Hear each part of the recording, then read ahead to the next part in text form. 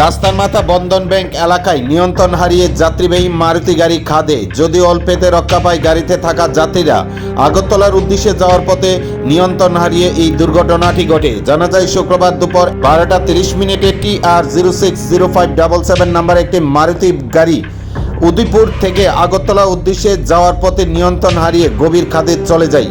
পরবর্তী সময়ে পার্শ্ববর্তী এলাকাবাসী ঘটনাস্থলে ছুটে এসে গাড়িতে থাকা যাত্রীদের উদ্ধার করে। জানা যায় সিপাহীজলা জেলা সারা ত্রিপুরা রাজ্যের মধ্যে দুর্ঘটনার দিক দিয়ে প্রথমস্থান দখল করেন, আর তার মধ্যে বিশালগড় মহকুমা সেদিকে প্রথম স্থানে রয়েছে বলে মনে করছেন একাংশ জনগণ।